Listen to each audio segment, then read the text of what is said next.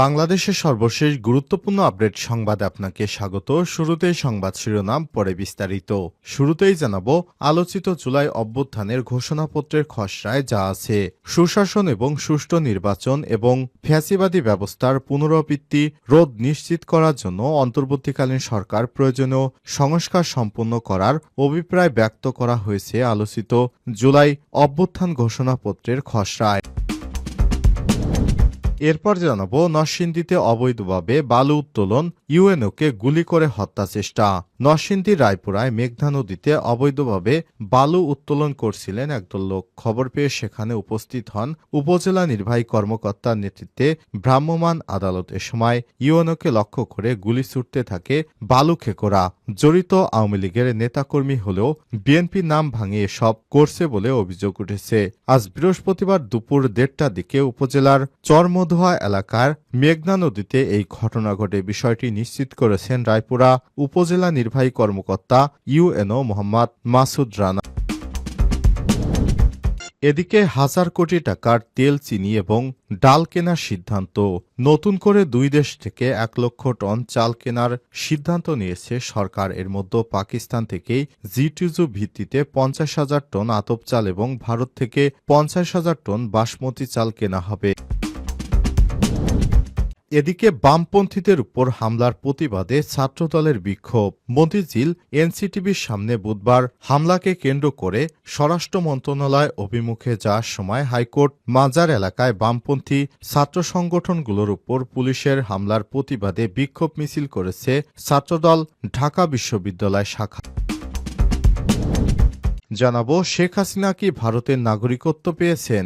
সাবেক প্রধানমন্ত্রী শেখ হাসিনা ভারতের নাগরিকত্ব নিয়েছেন কিনা সে নিয়ে কোনো তথ্য জানা নেই। তবে অনেকেই বলছেন শেখ হাসিনা নাকি ভারতের নাগরিকত্ব পেয়েছে। এ বিষয়ে গুরুত্বপূর্ণ সংবাদ জানাবো, সঙ্গেই থাকুন।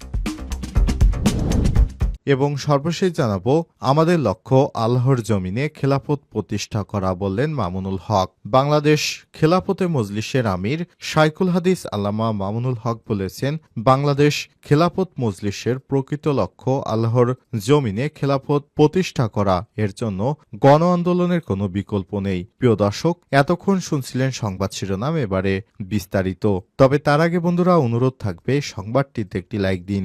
এই চ্যানেলে আপনি নতুন হয়ে থাকলে আমাদের সংবাদটি দেখতে দেখতে চ্যানেলটি সাবস্ক্রাইব করে রাখুন।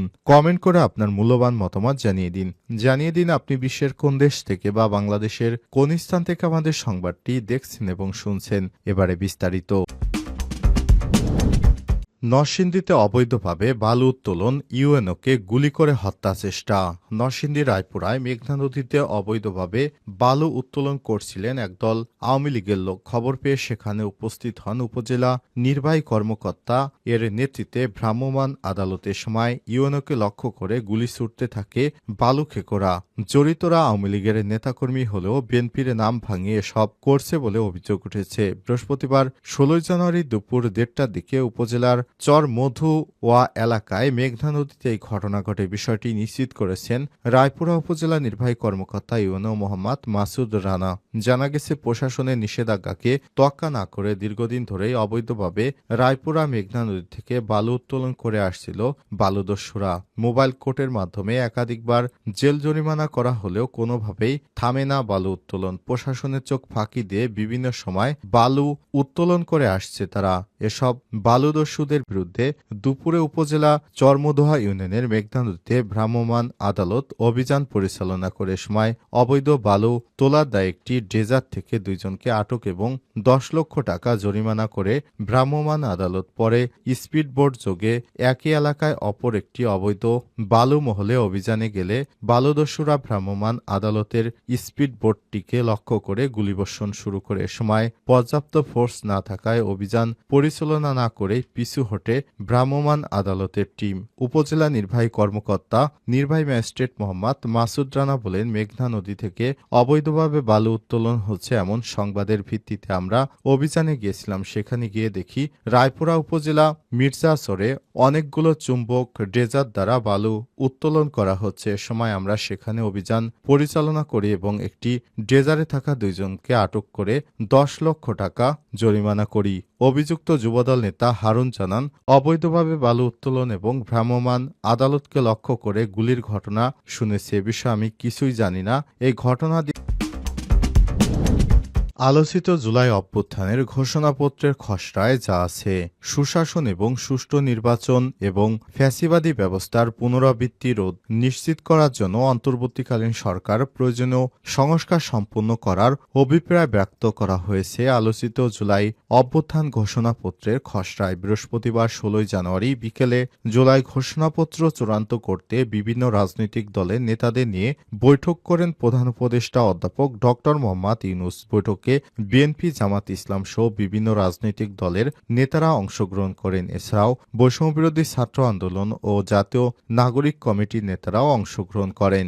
জুলাই অভ্যুত্থান ঘোষণাপত্রের খসড়ায় তুলে ধরা হয় এই ভূখণ্ডের মানুষ স্বাধীনতা অর্জনের জন্য যুগের পর যুগ সংগ্রামের প্রসঙ্গ। এছাড়াও পাকিস্তান আন্দোলনের মাধ্যমে ব্রিটিশ ঔপনিবেশিক শাসন থেকে ১৯৪৭ সালে স্বাধীনতা অর্জন, ১৯৭১ সালে রক্তক্ষয়ী মুক্তিযুদ্ধের মাধ্যমে বাংলাদেশ স্বাধীন হওয়ার কথাও খসড়ায় তুলে ধরা হয়েছে। এরপর বিভিন্ন প্রেক্ষাপট তুলে কিভাবে ছাত্র জনতার উত্তাল গণবিক্ষোভ ও অভ্যুত্থানে রূপ নেয় এবং সাবেক প্রধানমন্ত্রী শেখ হাসিনা ভারতে পালিয়ে যেতে বাধ্য হয় সেই প্রসঙ্গ রয়েছে। খসড়ায় বলা হয়েছে, আমরা ছাত্র জনতা সেই অভিপ্রায় বলে আত্মমর্যাদা এবং সাম্য ও সামাজিক ন্যায় বিচার যে আদর্শ মুক্তিযুদ্ধ পরিচালিত হয়েছে সেই আদর্শ বাস্তবায়নের জন্য সার্বভৌম জনগোষ্ঠী হিসেবে নিজেদের সংগঠিত করলাম।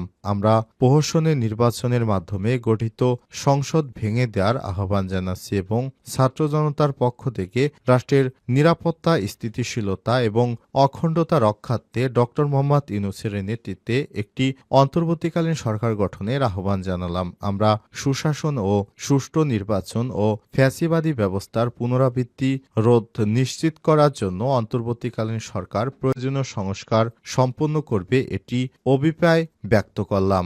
এতে আরো বলা হয়েছে, আমরা ফ্যাসিবাদ ও স্বৈরশাসক লালন করার দলিল ১৯৭২ সালের সংবিধান সংশোধন বা প্রয়োজনে বাতিল করার অভিপ্রায় ব্যক্ত করলাম। আমরা জুলাই অভ্যুত্থানকালে ফ্যাসিস্ট আওয়ামী লীগ সরকার কর্তৃক সংগঠিত গণহত্যা ও মানবতা বিরোধী অপরাধ, রাষ্ট্রের সম্পত্তি লুটপাটের অপরাধগুলোর উপযুক্ত বিচার করা হবে, এই অভিপ্রায় ব্যক্ত করলাম। খসড়ায় আরো বলা হয়েছে, আমরা এই ঘোষণা করলাম ১৯৭২ এর ১/১১ কালে রাজনৈতিক বন্দোবস্তের পরিবর্তন ঘটানোর জন্য আমাদের একটি নতুন জনতন্ত্র রিপাবলিক প্রয়োজন বা রাষ্ট্রের সব ধরনের নিপীড়ন, শোষণ ও বৈষম্যের অবসান ঘটাতে এবং আমাদের দেশের তরুণ সমাজের প্রত্যাশাকে ধারণ করতে পারবে।